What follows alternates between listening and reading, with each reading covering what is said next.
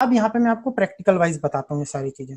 Window are किया, MS access खोलने का सबसे आसान तरीका है विंडो आर msexcess.exe लिखें और एंटर कर दें। जहां पे भी एमएस एक्सेस होगा वो ओपन हो जाएगा। यहाँ पे सबसे पहले मैं डेटाबेस बनाऊंगा। Database is a collection of tables, जो भी नाम देना है दीजिए और इसको क्रिएट कर दीजिए। तो यहाँ पर मेरे पास एक डेटाबेस आ जाएगा, है ना। इसकी थ्योरी में अब अगली क्लास में, पहले प्रैक्टिकल वाइज देख लेते हैं, ठीक है। तो यहाँ पे टेबल आ गई, यहाँ पे एक पहले से बनी हुई फील्ड आईडी है, तो उसके लिए हम टेबल क्रिएट करेंगे। अब आपको अगर ये टेबल नहीं चाहिए तो आप यहाँ पे क्या कर सकते हैं, इस टेबल को क्लोज भी कर सकते हैं। तो यहाँ पे कोई भी टेबल नहीं। अब आपको एक नई टेबल क्रिएट करनी है तो कैसे करेंगे, क्रिएट पे जाएंगे, टेबल पे जाएंगे, तो यहाँ पे देखिए एक आईडी फील्ड के साथ हमारे पास एक टेबल बनी हुई आ गई, ठीक है। अब यहाँ पे इस टेबल के दो व्यू होते हैं, डिजाइन व्यू और डेटा शीट व्यू। ये जो सामने दिख रहा है ये डेटा शीट व्यू है। यहाँ पे हम डेटा को इंसर्ट कर सकते हैं, देख सकते हैं। पर अगर मुझे उसके डिजाइन में कुछ चेंजेस करना है तो मैं कहाँ जाऊंगा, डिजाइन व्यू पे। तो यहाँ पे मैं टेबल को सेलेक्ट किया, उसके बाद मैंने यहाँ लिया और इसके डिजाइन व्यू पे गए। तो सबसे पहले बोल रहा है टेबल को सेव करो, तो मैंने टेबल का नाम दे दिया एम्प्लॉय।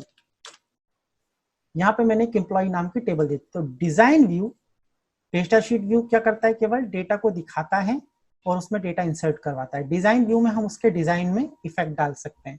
तो ये डिजाइन व्यू 4 पार्ट्स में है। पहला field name, data type, description और फील्ड प्रॉपर्टी। आज केवल हम डेटा टाइप और फील्ड नेम पे ही ध्यान देंगे, इस पे और इस पे अगली क्लास में हम करेंगे। ये भी बहुत डिटेल टॉपिक है, ये भी एग्जाम में आता है, प्रॉपर्टीज। तो पहले तो आज हम नॉर्मल देखते हैं। अब देखिए यहाँ पर एक आईडी फील्ड बनी है, इसके पास एक की का निशान है, इसे कहते हैं प्राइमरी की।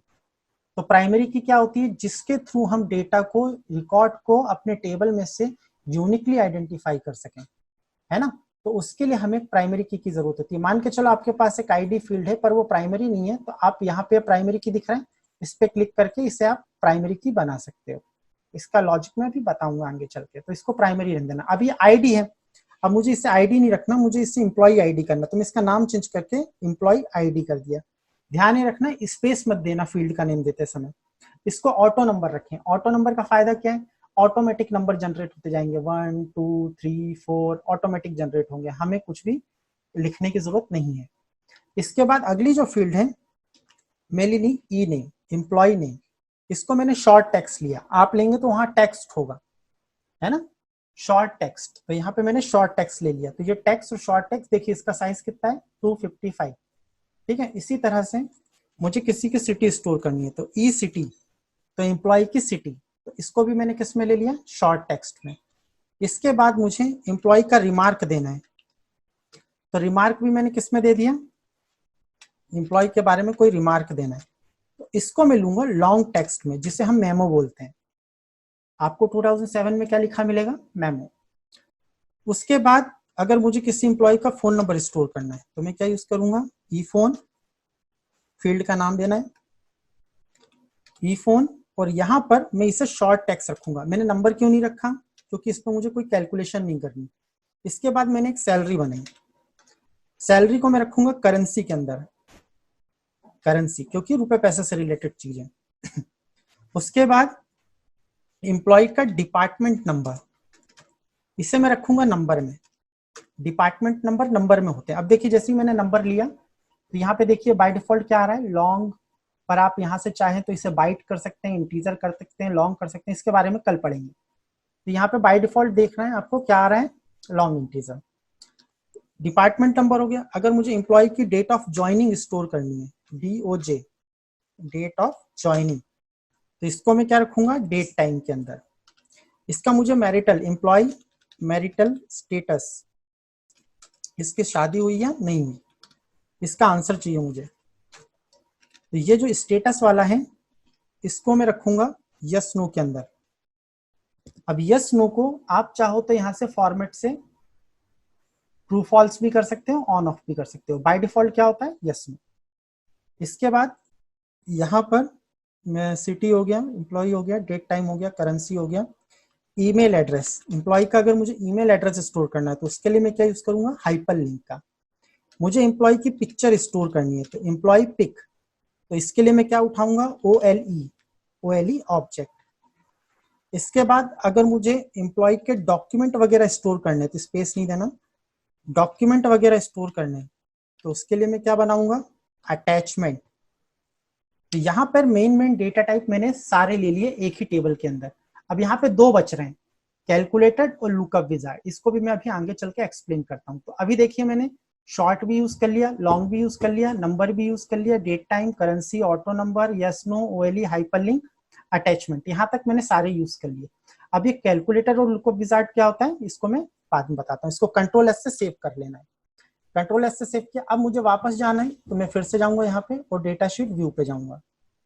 डेटा शीट व्यू पे जाने के बाद यहाँ पे मैं रिकॉर्ड को इंसर्ट कर, देखो अब ईआईडी में नंबर डालने की जरूरत नहीं, आप सीधे सेकंड पे आ जाओ, नेम डालो, आईडी अपने आप आ जाएगी। देखिए 1 आ गया ऑटोमेटिक। सिटी मैंने डाली भोपाल, रिमार्क में मैंने डाली है this employ got bad performance.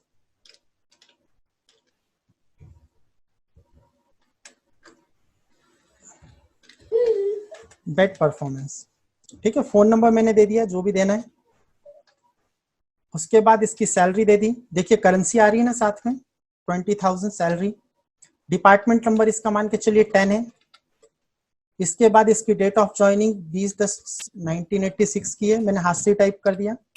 उसके बाद मैरिटल स्टेटस पे मैं टिक लगा दूंगा। ईमेल एड्रेस प्रॉपर देना है, तो जैसे मैंने दे दिया abc@gmail.com। फॉर्मेट सही रखना है, नहीं तो लेगा नहीं। अब यहाँ पे पिक्चर स्टोर करनी है, तो किसी भी एम्प्लॉय की पिक्चर, अब इसको मैंने ओएलई बनाया था, तो ओएलई के लिए क्या है, राइट क्लिक करना है, इंसर्ट ऑब्जेक्ट पे जाना है। यहाँ पे जाने के बाद क्रिएट फ्रॉम फाइल करना है, ब्राउज करना है, और जहां पे भी अगर कोई इमेज पड़ी हुई है तो वहां से आपको एक इमेज ले लेना है। तो जैसे मैं ई ड्राइव से एक इमेज ले लेता हूँ, यहाँ पे इमेज नहीं है, चलिए आप लोग इमेज लेके यहाँ पे इंसर्ट कर लीजिएगा। तो यहाँ पे राइट क्लिक करके आप इमेज इंसर्ट कर सकते हैं, मुझे अभी ढूंढना पड़ेगी। अगर डॉक्यूमेंट वगैरह है तो इस पर राइट क्लिक नहीं करना है, इस पर डायरेक्ट आप डबल क्लिक कर लें। तो डबल क्लिक करेंगे, यहाँ पे ऐड आ जाएगा। ऐड करेंगे तो जितने भी डॉक्यूमेंट हैं 1 2 3 4 जितने भी हैं सारे स्कैन डॉक्यूमेंट एक साथ सेलेक्ट करें, और इसको जैसे मेरे मान के चलो ये नोट्स रखे हुए हैं, ये डॉक्यूमेंट जैसे मेरे पास ये पाइथन के नोट्स हैं, इसको मुझे अटैच करना है। तो ये 2 फाइलें 3 फाइलें वगैरह मैंने ले ली और इसको मैंने ओपन कर दिया और यहाँ पे इसे अटैच कर दिया। तो ये सारे डॉक्यूमेंट एक साथ अटैच, तो टोटल कितने डॉक्यूमेंट अटैच हुए, 5। पर यहाँ पे एक बार में एक ही होगा, और इसके लिए क्या करना है, राइट क्लिक। तो इस तरीके से मैं सभी फील्ड्स के अंदर डेटा इंसर्ट कर सकता हूँ। डन, यहाँ तक कोई दिक्कत?